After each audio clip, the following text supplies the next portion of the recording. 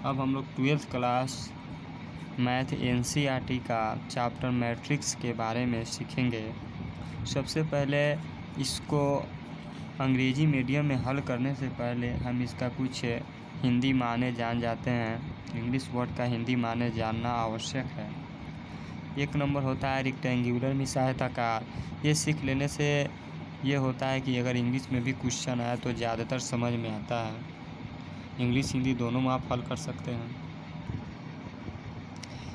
Rectangular means होता है आयताकार, रेक्टेंगल मीन्स होता है आयत, अरेंजमेंट मीन्स सजावट, एक्सप्रेशन मीन्स व्यंजक जैसे उसमें जो है ना एक्स हो गया, X square, Y square, sine X, cos, ये सब जो है ना व्यंजक हो गया।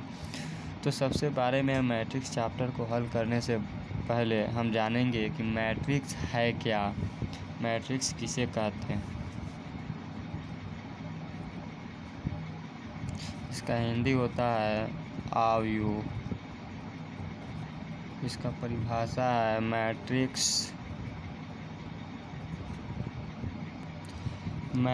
Is rectangular arrangement of numbers और एक्सप्रेशन। इसका हिंदी आप चाहें तो लिख सकते हैं आव्यूह। आव्यूह का मतलब हो गया मैट्रिक्स। आव्यूह संख्याओं या व्यंजकों का आयताकार सजावट है। संख्या तो जानते हैं 1 2 3 4 5, ये सब जो है ना संख्या। अब इसका सिंबल क्या होता है, इसे क्या चीज़ से हम सूचित करते हैं। इसका सिंबल होता है, एक नंबर में इसको सूचित करते हैं ऐसे, इस प्रकार इसको हम सूचित करते हैं। ये भी एक सिंबल है, ज़्यादातर जो है ना यही यूज होता है। इसको आप ऐसे स्मॉल कोस्ट से भी सूचित कर सकते हैं, एक समानांतर रेखा से भी इसको सूचित कर सकते हैं। ये जो है ना क्या है, इसका अरेंजमेंट है, इसका सिंबल है। अब कुछ एग्जाम्पल ले लेते हैं। जैसे ये जो है ना 99% यही यूज होता है। 1 2 3 कोई भी संख्या ले लीजिए, संख्या लीजिए या व्यंजक लीजिए, सभी का जो है ना आयताकार सजावट ही क्या है, मैट्रिक्स है। ये हो गया, आप ऐसे भी ले सकते हैं, इसमें साइन एक्स ले सकते हैं, एक्स ले सकते हैं, कुछ भी ले सकते हैं। ये सब जो है ना कुछ एक्सप्रेशन भी हो गया, व्यंजक भी है इसमें। तो इस प्रकार जो है ना इसका ये सजावट है। आगे बढ़ते हैं।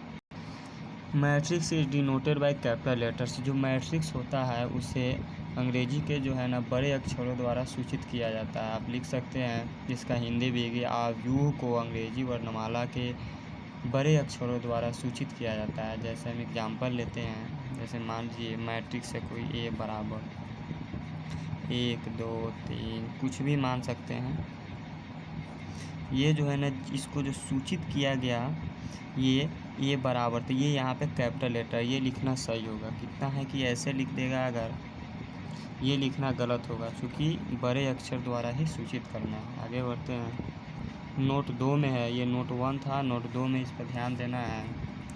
सबसे पहले इसमें जानते हैं कि इसका एलिमेंट किसको कहा जाता है। ये जो अंदर जो भी संख्या रहता है या एक्सप्रेशन रहता है या जो है ना चर राशि रहता है, वे सभी जो है ना एलिमेंट कहलाता है, अवयव कहलाता है। The element of matrix is denoted by a small letter.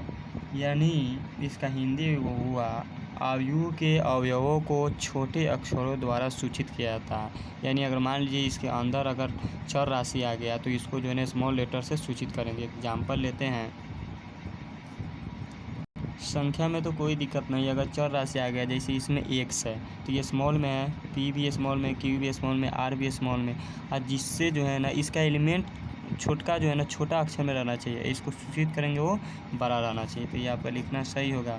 आप ऐसे भी लिख सकते हैं, p बराबर r q, सभी छोटा रहना चाहिए, n m, ये सभी छोटा रहना चाहिए। इसका अवयव कितना है कि इसको स्मॉल लेटर से ऐसे सूचित करेगा, तो ये जो है ना गलती होगा। अगर मान लीजिए कि इधर कैपिटल है, सपोज डेट इसको मान लेना है कि कैपिटल लेटर ही P है, और अंदर जो है ना 12 अक्षर आ गया, क्या आ गया, 12 अक्षर आ गया, एस हो गया, तो ये भी आपका क्या हो जाएगा, गलती होगा, क्योंकि अंदर 12 अक्षर नहीं रहना चाहिए। आप उसको सूचित करेंगे वो 12 अक्षर रहना चाहिए, इसका एलिमेंट छोटा ही अक्षर रहना चाहिए। आगे बढ़ते हैं। इसमें थोड़ा सा जानना है हॉरिजॉन्टल लाइन क्या है, यानी क्षैतिज रेखा क्या है। जो भी परा हुआ रेखा रहेगा उसे क्षैतिज रेखा कहेंगे। दूसरा होता है वर्टिकल लाइन। वर्टिकल लाइन क्या है, उदग्र रेखा। जो खड़ा हुआ रेखा रहता है उसे वर्टिकल लाइन कहते हैं। ये सभी कंसेप्ट है, अगर ये अच्छा ढंग से समझ में आ गया तो एक्सरसाइज करते समय बहुत आसानी होगा। हम लोग अगला टॉपिक पर अगला जो है ना कंसेप्ट जानेंगे। आगे वाला टॉपिक ही रो क्या है, यानी कतार।